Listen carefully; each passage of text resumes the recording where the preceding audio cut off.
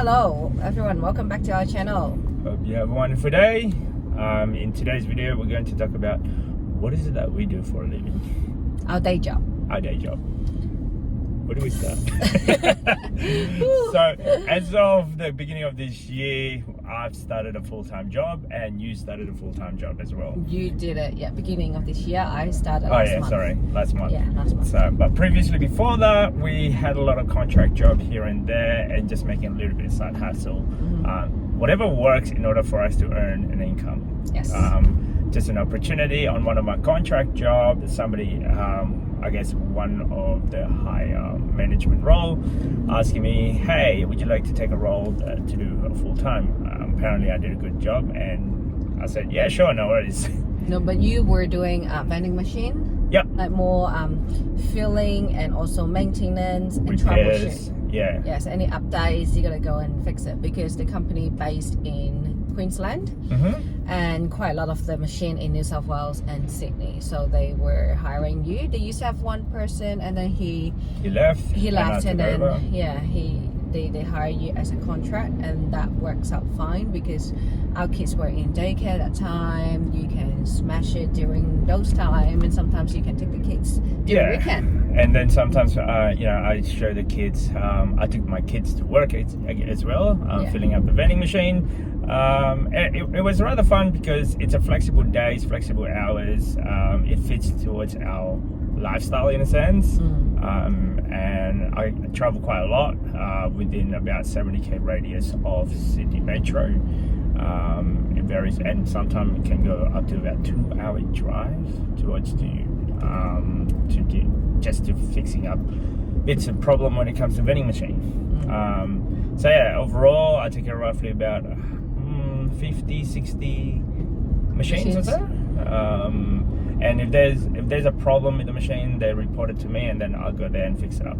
So, but it's nothing related to your previous job. It's both for us. We got this full-time job is just by accident. Pure accident. We did not apply. We didn't ask for it. We didn't look for it. It's just people asked.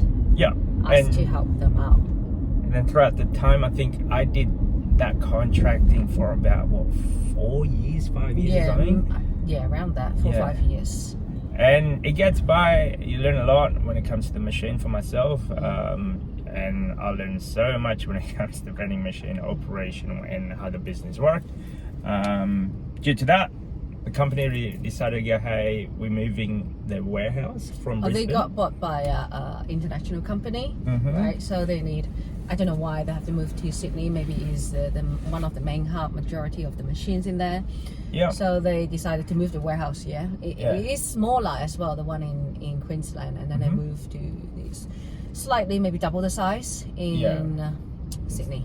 So when they decided to do that, the company got bought out. They want to do a lot of expansion, and being Sydney or Victoria is the biggest market, let's say, Sydney and Melbourne, where it's a high volume traffic versus where they were located. So they closed shop in Queensland and they opened up in Sydney. And from there, I become, I guess, the warehouse manager, the operational, a mixed bag between everything that happened in New South Wales, operational wise, and then we also deploy the product, the vending machine product, to whichever states, and managing what the warehouse look like, the inventory, product coming and going out, and on top of your daily routine, which is the troubleshooting and filling up the machine as well. That was in the beginning of the year, and then it got changed again because it was expanding quite rapidly. They bought another company, another vending machine company. So that you got to restructure the whole warehouse, employ people. So now, instead of a one-man show, let's say, which was what I was beforehand, and now it's like between about 10 to 15 staff member in short period of time. So it was a big change for within a year, and it's kind of very different because you used to do contract, everything you solo, you just do your time, do your hour, pick your time, pick your hour, and now it's all, I don't know, back to that 9 to 5. In a sense, it's 9 to 5, but sometimes a little bit longer. So that's my end of the story. Like, I guess that's what I do for a living. So it's a mixed bag between operational manager, state hub operational, as well as managing day-to-day basis, as well as warehousing. There's not really a one product per se. Like, I don't really fit in a physical name category because it's a mixed bag between everything. And at one stage, you were working with me. Yeah, I was doing a contract, like just helping you out here and there because our kids in school. Yeah. So I got that few hours free at home. Like, there's so much housework I can do. And then you guys need someone anyway to help few hours. You don't need a full time at that time. So it works out fine at that time. I was helping you as a contract. Yeah, so at one stage... we were like cooking in the warehouse. We got our stretchers, our bed in there. Yeah, pretty much like our second home. It felt like it wasn't really working because it was like, it feels like a mixed bag of, it's a family activity. I can teach the kids about the value of work, like hard work, what it looked like. And then you were there to do inventory, picking, a little bit of warehousing. What else is there? Like a mixed bag of everything. Yeah, everything that whatever needs to be done. It's just count by hours. I don't mind because after stopping working for almost 7 years, it is just, I don't like to work for someone. Yeah. It is very different, like, working for someone or work from home, start your own business, your eBay. Totally two different things. If you work from home, your own business, you take your own risk. Yep. And a lot of pressure. But high risk, always like that, high reward. The more time you contribute to that, you got higher reward. But you work for someone, you go even higher contribution, maybe your reward is just the same. Stagnated. That's what we feel right now. Like every input that I put down and I can apply it. Great that I can use the company as a stepping stone or like a trial and error. But not great sometimes. Like we feel like, I should be earn more because we did the self-employed thing. We understand the more time we contribute, there's higher reward. But then when you work for someone, it is not. You pay by hours. That's it. So with your work, it started up, I guess, since the both children was going to school. I employ you in a sense in the company because I was like looking for somebody, just need between school hours or so. I'm like, okay, well at least you can do that. And then you drop me off at work. Like if we go together. If I go, I wouldn't go that place. It's just out of my working area. It's a little bit travel. It's like about an hour travel or so. Not an hour, like 20 minutes. It's not that far. No, 20, 30. Public, half an hour minimum. And I have to walk to, let's say, when I leave. After transport. When I left that warehouse, I had to either you drop me off or I walked there. And then I trained it, and then from the train, and I walk back home, and then straight to pick up the kids. So it's just not efficient, not time efficient for me. But funny thing, one of my old colleagues is my current job totally different to what I study or what I used to work. I study in commerce, in marketing, I did accounting as well, but all about commerce. And then when I work full-time before having kids, I work in this quite big a finance company working in trading as a sales trading.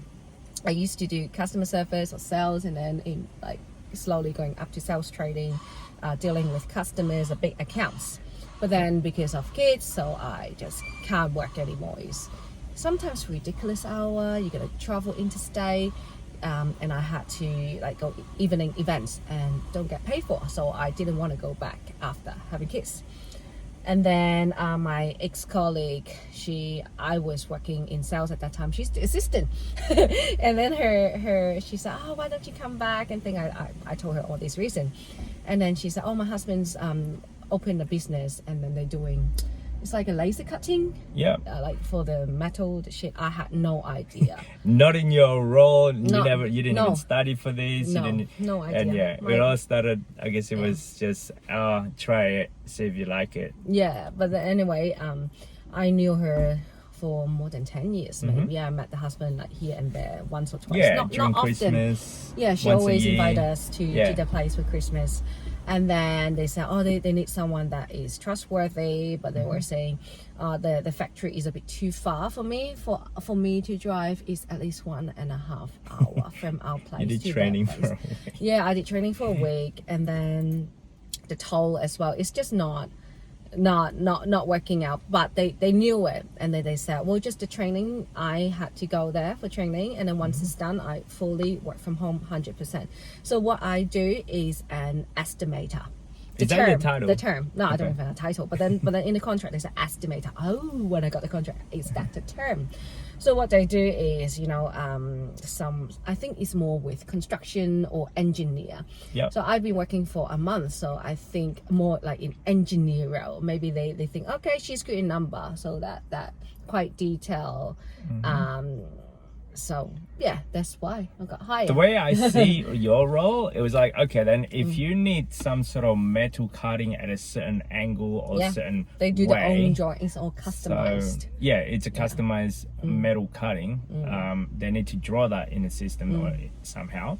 And you draw based on what the customer requesting, because some of them I've seen. I have to draw it. You have to draw it because they just write it down in a piece of paper and put it in a software, and then from there, then they put it in the computer system, also in the system in and order then for they them to generate cut. the cost, the time, how much time they have to put to cut that. Yeah, and then parts. from that alone, based on the material.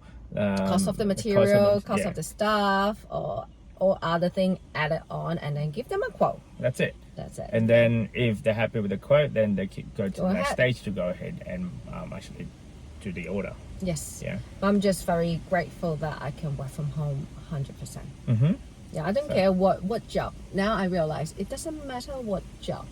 It fits your lifestyle and you don't mind it. Work for a few years or just till you retire.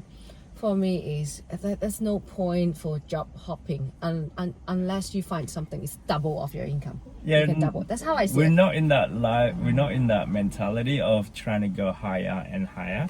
We just go, I just want to be boring. Yep. Just be that 9 to 5, or for you it'll be like 9 Whatever to time. 2:30, like 6-hour day or Between something like kids' that. time. Between kids' schedule. If it fit and somehow works out, great. I mean, we're not really high income earners. We're just your average Joe Blow, I guess, in Australia. We're not your go-getters. We don't want to go higher and higher in a career corporate ladder. role. Yeah. Or in a career later. Yeah, after working in corporate, I just don't. Not. We're not those type of guys. We just go with the flow. Whatever happened, great. Get things done. Yeah. That's how I see it. The other thing I don't like to work in the office is just, yes, you socialize, but then for me now life changes. I got kids, I got activities, I got to socialize with other parents. Had enough. I don't want to go office. I don't have time for that. So we're still in that mentality of, you clock on at a certain time, you clock off at a certain time, because we've got our kids is our family value. It's a lot more important than whatever job there is. So that's what we do for a living. So the odd occasion we do have also the eBay side hustle, this side hustle, like I guess YouTube alone is another side hustle. Yes. So that's what we do at the current stage. So this is what, 2022? Yeah. November. And then when we were not working full time, we built our the property investing. Yep. For vendor finance. Yep. So that helped us a lot as well with the passive income. For us, like a bulk of our income, like I say, about a third of our income is our property, and then the other a third is like our physical income. Yeah, full-time job. So, and then a third is like bits and pieces here and there. So we obviously try to replace our, let's say, our full-time income role, whatever that is for you. For us, it's like whatever that paycheck that you get weekly basis, we wanted to replace that to other things. Who knows, maybe eBay, maybe YouTube can produce that for us. So in order for us to actually exceed our income, instead of clocking on, let's say. Yeah. So that's in the background, I guess.